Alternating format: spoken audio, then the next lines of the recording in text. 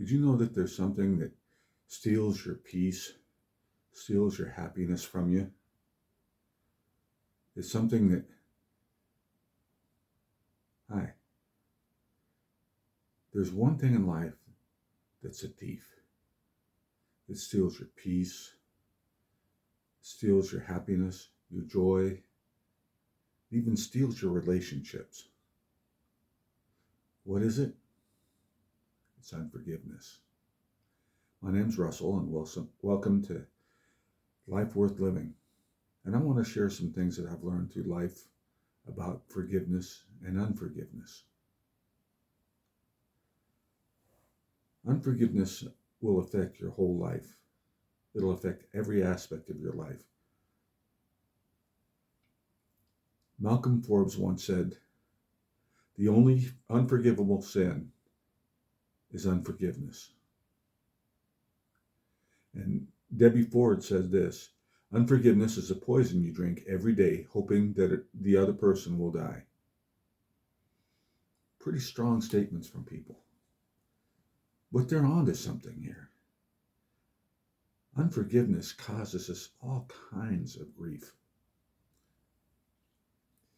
Let me share something with you about my life and how I learned about unforgiveness. When I was growing up, I had a stepdad that was, the only way I could describe him would be the most evil man I've ever met. He beat me, he beat my mother on a regular basis to the point where I watched him at 8 years old break her nose, black both eyes, and knock the teeth out of her mouth. He'd come real close to poking my eye out with a fork, poking it out with a fork. He was brutal. He was a thief. And because of him, I learned to hate life. I'm not going to go into everything that he did. There's so much.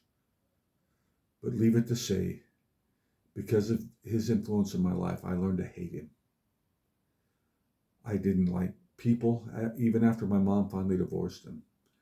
I didn't care for people much at all. My best friend was a dog, a German Shepherd. I just didn't like hanging around with people. It made me angry. It made me violent. And this went on for quite a while. And for me, the turning point was I started a fight with a guy in high school. I walked up to him during lunchtime and I punched him in the face during lunch so everybody'd see it. So the fight was on and I didn't care if I won or lost. It didn't matter to me. What mattered to me is people thought I was crazy, so they left me alone. Well, in the process of doing all that, there was a young lady that started praying for me. And apparently it changed me somehow, because over the next year and a half or so, I actually started slowly but surely learning to like people. And you'd think that the hatred and bitterness and stuff was over, but it wasn't. As I stated before, I'm a pastor. I got saved in 1976, right after high school. And I thought all that stuff was behind me, not realizing that there was still that anger in me from how I was mistreated by my stepdad. Years went by and things happened in my life. I didn't put it all together that the reason that I had the outlook on life was because of my stepdad. I wasn't violent like he was, but there was an anger underneath of everything that I did, and it came out. It affected my relationships with my children. It affected the relationship with my wife. And it's not that I didn't love him, because I did love him, but I just had that taint from the anger and the bitterness and the hatred for my stepdad. Even after I became a pastor, which wasn't until 2000, one day I was studying for a message, and you can say what you want. You can believe this if you want, but I heard this little audible voice in my head said, "You need to pray for your stepdad." He mentioned him by name. And my attitude was, I don't want to pray for him. I want him to go to hell. I want him to suffer the way he made me suffer, the way he made my mother suffer. I can't tell you all the things that he did. They were horrendous. But God persisted. This little voice persisted. You need to pray. You need to pray. You need to pray. And I finally said, okay, God, you want me to pray? I'll pray. But I'm going to pray because you tell me I have to, not because I want to. So this went on, and I prayed for him. And I prayed for him every day for 2 years. You know what I noticed? That prayer affected me, not him. He didn't know I was praying. He had no idea. But it changed my heart.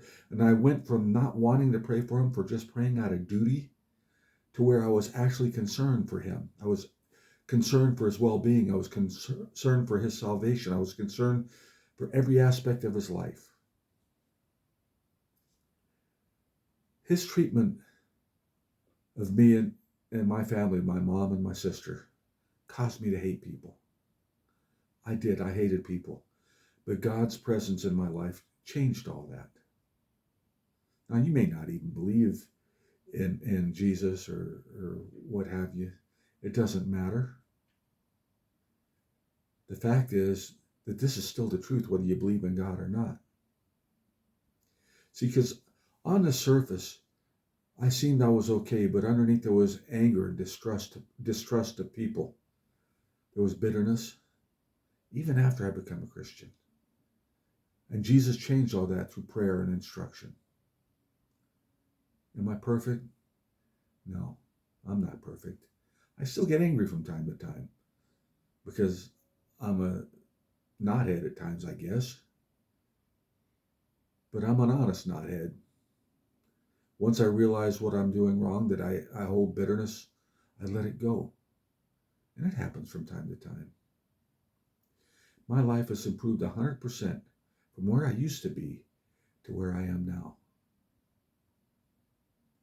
See, unforgiveness brings anger and bitterness, hatred and distrust. It's a nasty, nasty thing.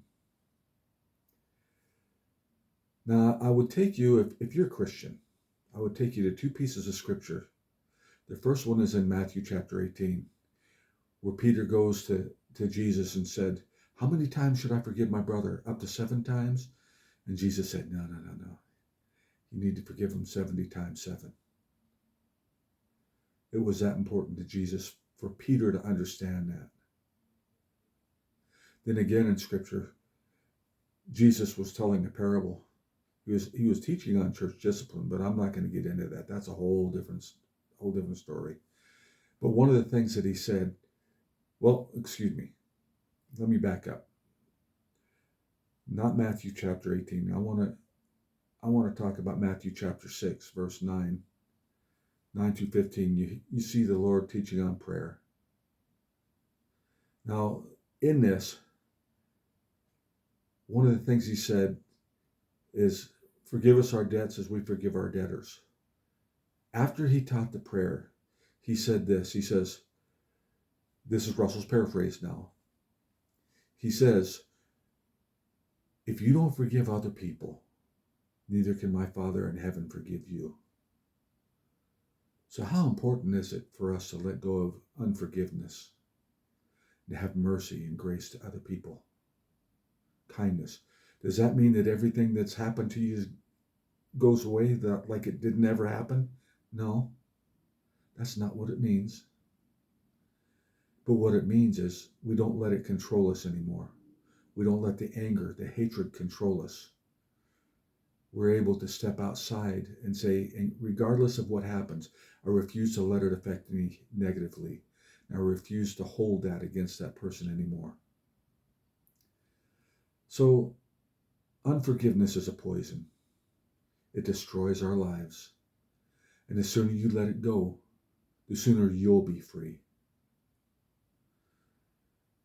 Well, that's what I had to share for today.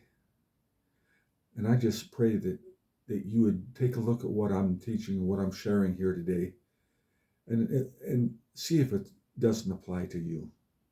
See if it's not an issue that you need to look at, because sometimes it's overlooked.